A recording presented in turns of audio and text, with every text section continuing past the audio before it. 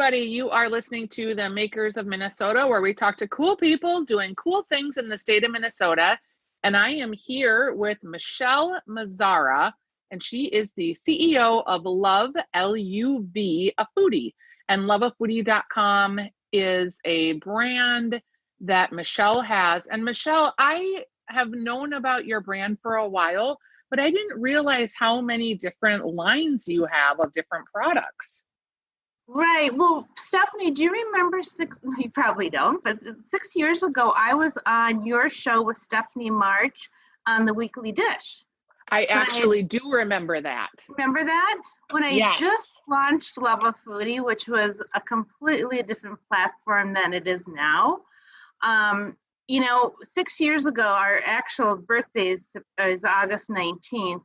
It originally started as an online dating website for singles who are foodies. Yes, I totally remember this. Remember that? And I when I went to your studio, I had caramels at the time, and I had brought you guys a basket of caramels. And over the last 6 years, that's why I was really excited to connect with you again. It has completely changed. It's morphed into a consumable brand, which is the majority of the business is spices. We do a little chocolates during fourth quarter, and then I just most recently launched the all-new clean drinking iced tea instant cold brew. And they're delicious. They're sachets that are full of tea, and you use them either as sun tea, or I used them as heated tea and then concentrated them and added some cold water. But really delicious teas. I liked them very much. Did you just launch that this summer? Yeah, I just launched it literally, with the pandemic. It was really frustrating because I knew I was coming out with this and all the buyers were like, no new items, no new items. But Kowalski's, thank you to them. They were the first to bring it in, and it's in all the Kowalski stores, and it went in probably right around the beginning of June. The goal was to get it in by June 10th, which was National Iced Tea Day. Oh, nice. Yeah. So how did you go? Let's just get like a little bit of your backstory and why you're so interested in developing a food company. Well, Stephanie, I don't know how much you know about my background, but I spent several years working for large consumer products companies. Most recently, it was several years ago, I was with Sara Lee, and I was in the beverage business unit selling to Target and Walmart. So my background has always been sales. It's always been working for big, large CPG companies. And Sara Lee, about 10 years ago, decided to sell off all their business units. And I kind of decided, well, I'm at a defining moment. Do I really want to go back to corporate America, or do I want to do my own thing? And that's kind of when I started to think about doing my own company. And so when Love a Foodie pivoted to becoming really a consumable brand, that's when I decided that I really wanted to focus on a clean eating brand. And what makes Love a Foodie different from some of the competition out there is we don't use any fillers in our spices. There's no chemicals. So a lot of the spices out there in the marketplace, probably 95% have a filler in there. So if it takes a filler being like salt or some other type of filler? No, like sodium dioxide, something to prevent it from caking. So in like the large spice companies out there, they own the majority of the brands. And so if you look at the ingredients, Stephanie, it's mostly salt, mostly sugar, and then there's these fillers. So the quality and the taste of the spices isn't there. Because you also, it's called adulterated spices because it has fillers in it and other stuff in it. And so I really wanted to come out with a line in a brand that was going to be clean eating. And that's kind of the premise behind the spices. And then since I saw you, I don't know if you know this or not, but I was diagnosed 4 years ago with heart disease. I was misdiagnosed for about almost a year, and then finally my doctor ordered an angiogram with contrast and came back that I had 80 to 90% blockage in my LAD. Wow. Yeah, and I had a stent put in, and then it would be 4 years in September. I then had a heart attack in recovery. So Wow.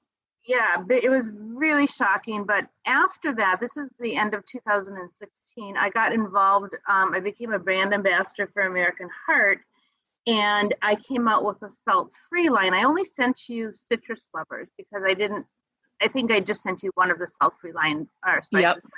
We actually have 6 now. And so because I was diagnosed and I started changing my lifestyle a little bit, I became more and more passionate about, okay, I really want this brand to be healthy and clean and to make a difference in people's lives. And it continues to be a brand where if I have a problem, I come out with a solution. And that also yields me to tell you about the dog and cat line. Okay, so let's go there.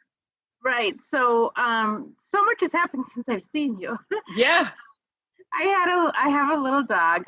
She's 16 and a half, but 3 years ago, right before the Super Bowl, and Love of Foodie was involved with the Super Bowl, she had a seizure, and the vet of 13 years said, "Oh, she's got brain cancer, put her down." I'm like, no, that's not how I roll. And so I got a new veterinarian, and I worked and did some research. How do you get an older dog to eat? How do you stimulate their appetite? How do you help with cognitive issues? And I came out with a blend for both dogs and cats. Because you've got a dog. Yes, I do. Right? Who's 16, incidentally. Oh, this is perfect. Have you given her the dog lovers yet? I haven't gotten it yet. I didn't mail it to you? I haven't received it yet. It's entirely possible you mailed it, but I haven't received it yet. Okay, well, let me know if you don't get it because it could really help. What's her name? Nikki. Nikki. Okay, so this has really helped Lucy. And I have so many friends that have aging or senior dogs, and you mix it into their wet, or if you give her kibbles, you just moisten the kibbles with water. But the dog lover spice, Stephanie, has turmeric in it, basil, parsley, cinnamon, and ginger. So all the benefits that those herbs have, like for people, they also work with dogs. Okay, so that makes total sense. Yeah, to reduce inflammation and that sort of thing. Right, and to stimulate their appetite, and it smells really, really good. And the dog, it really has helped Lucy. I mean, she's 16 and a half, and now I'm actually working on a frozen treat where I'm using kefir and the dog lovers and bananas and coconut, and she loves it. Are you working on the brand full time, or do you have another day job? Stephanie, this is my 24/7 job for 6 years. I work every day. I mean, it doesn't matter if it's Christmas or my birthday or whatever. No, this is full time. And do you love it? You know, I love when I create a product and people love it. That gives me a lot of sensation and a lot of pride. I do love it. I'm at the point where I'm trying to take the brand nationally so I can hopefully get some help. The resources when you do everything by yourself, and as you grow, I'm now in California and New York, it gets harder and harder to do everything every day. Yeah. Being a one-woman show. What are you finding is the item that's resonating the most or has the best sales for you? Well, the iced tea line just came out, so it has very limited distribution. We're on Amazon and, of course, loveoffoodie.com. But what really is probably everyone's favorite is our number one selling spice is garlic lovers. That's the first spice that people usually buy within the brand portfolio. Once they get hooked on that, then they start buying the other flavors. Meat lovers is number 2. You tried the seafood lovers last night, or the night before. That's number 3. But as an entrepreneur, I have this addiction to create. So if I had all the money in the world, I would just sit here and come out with every different new blend that I could possibly come out with. Right. When you, is that kind of, I mean, that can be a benefit or a curse depending on how thinly you stretch yourself and your resources. How do you manage that? Yeah, well, I'm maxed out right now. I'll be honest with you. I'm not launching anything else right now. My 80% of my business in the spices is done in the top 4 or 5. So I don't need to come out with any more spices. The clean drinking iced tea was something I was really passionate, and it kind of aligned with the whole grilling and the barbecue season, which is really when a lot of my spices are used. So I think I'm good right now. I think what you may see down the road, and you may see Love of Foodie being co-branded with other brands. There's been some interest. That seems like it would sure make sense. And then you don't have to do all the marketing muscle and.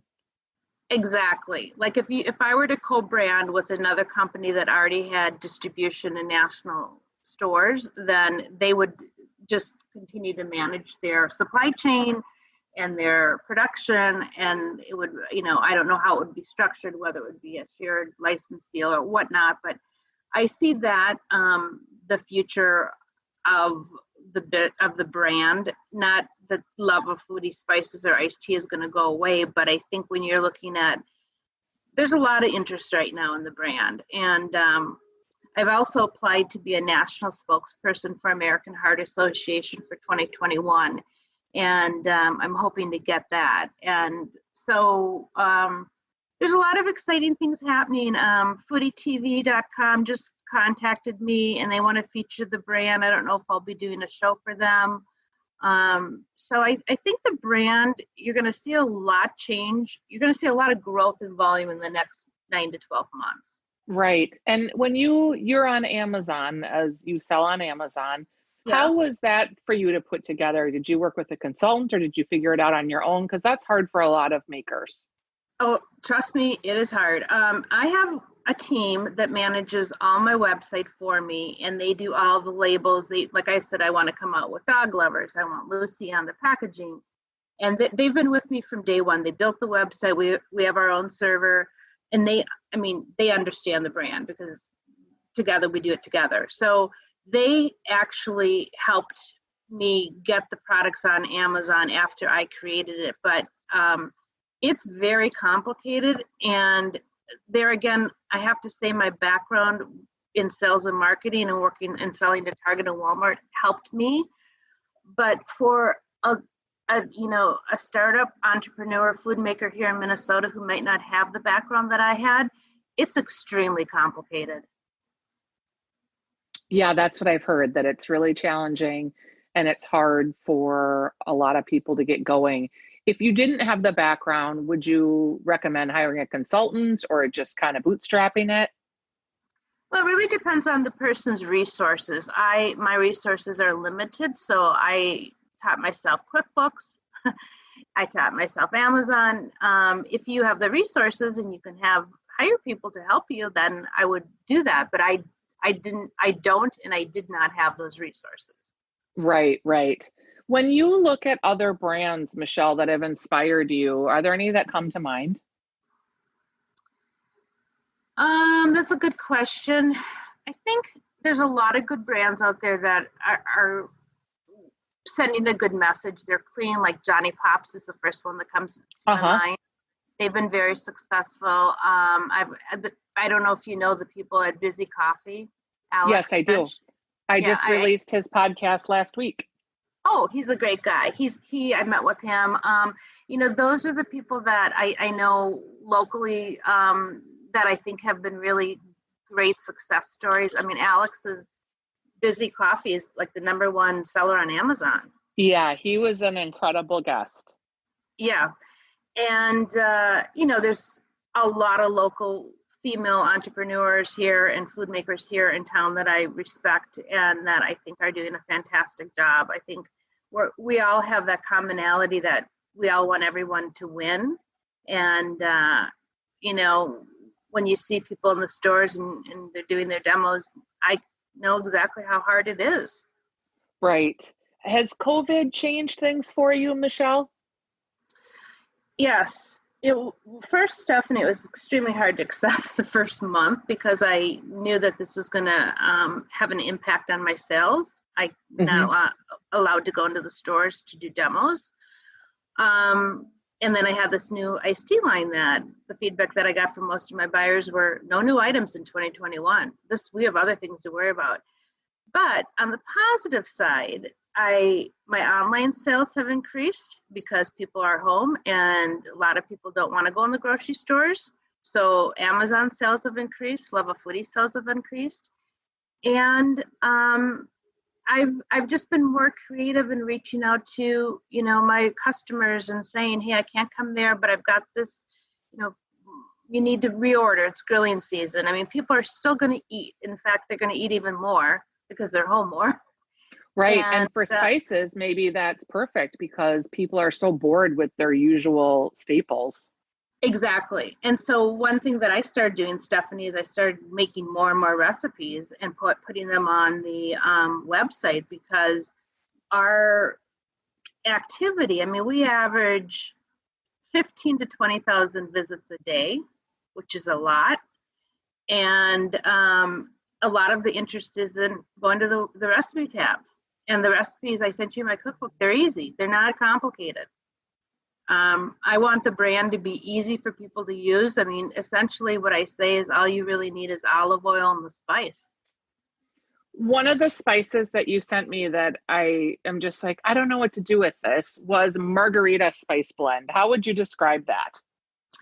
So I came out with that a couple years ago in time for Cinco de Mayo. I wanted something that would be really good on fish, because I eat a lot of fish having heart disease. And chicken, I eat a lot of. I eat I really don't eat red meat, to be honest. I eat mostly seafood and chicken.